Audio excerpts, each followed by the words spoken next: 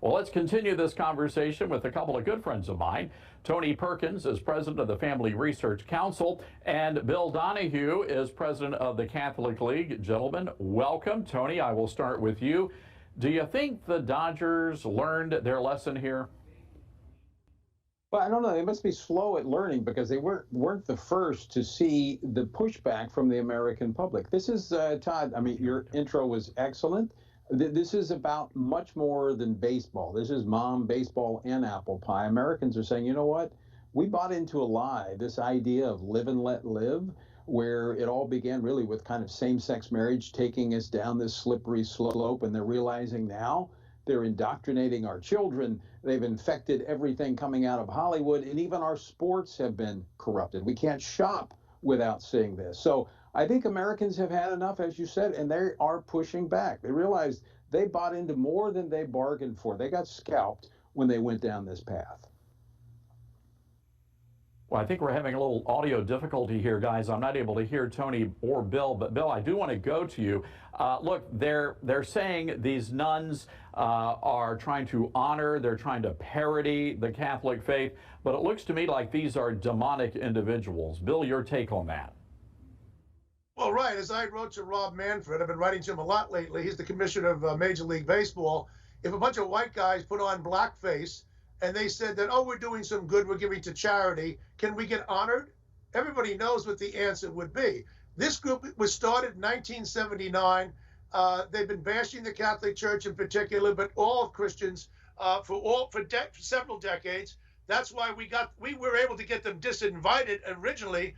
When on May 16th, we contacted our huge list of email subscribers, and they pounded and bombarded Manfred. Then, of course, he pivoted the next day because he got pressure from the other side. But the fact of the matter is, Tony's right. People are fed up. This is like a tipping point between Bud Light and Target and the like. And you're also right, Todd, too, to mention Christians don't act like Antifa and Black Lives Matter. We get to the streets, but we do it in a non-violent way. That has to be punctuated. Tony, I want to go back to you. You know, this is really becoming, I think, one of these defining moments of the generation when it comes to the culture at large.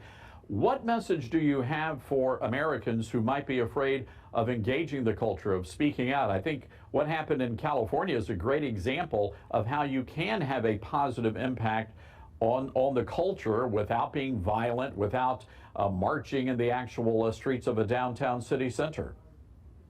Yeah, both you and Bill hit that on the head. You know, when you're marching for truth, you don't need to tear down cities. You just speak the truth. And I think that's what Americans are realizing, that as we stand up for those values that this nation was built upon, it is having an effect. I mean, we're actually seeing, according to Gallup, an increase in social conservatism, a 5-point increase over last year, the number of Americans who identify as social conservative, while at the same time, a decrease in those who support the whole idea of same-sex marriage. People are connecting the dots. We need to be bold. We need to speak out.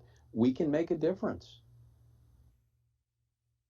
All right, Tony, I want to go back to Bill for just a moment. Bill, the Catholic League, you guys have really been at the forefront of these attacks on the culture, and especially the Catholic faith of late.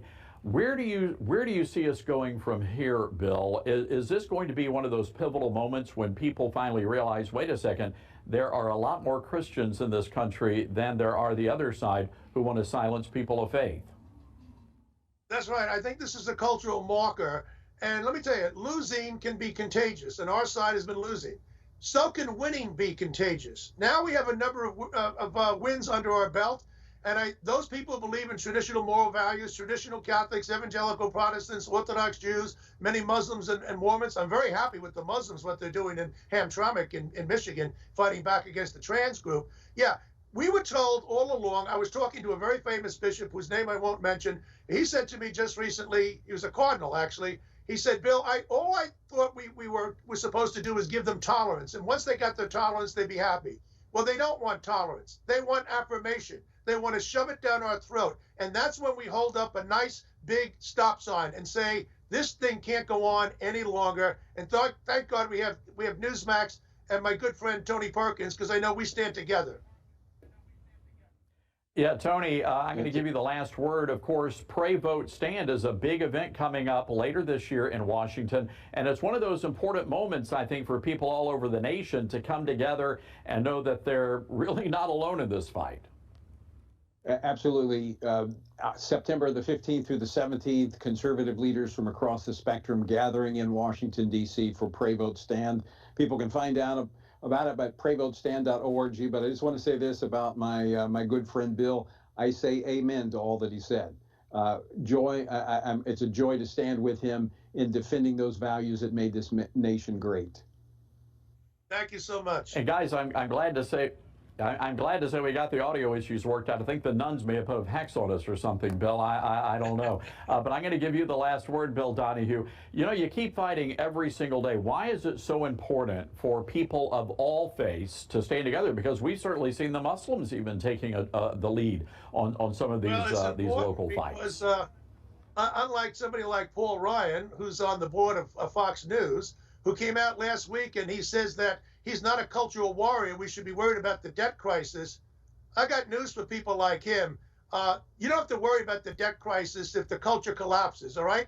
We're in a state of moral anarchy, and we have to resurrect our society. Absolutely true. All right, Tony, I think Bill's preaching like a Baptist over here. I don't know what's going on. He is. I'm going to recruit him. I'm going to dunk him. I'll take you guys any day over some of the Catholics I have to work with. All right, Tony Perkins, Bill Donahue, guys, thank you very much and appreciate you coming on this show.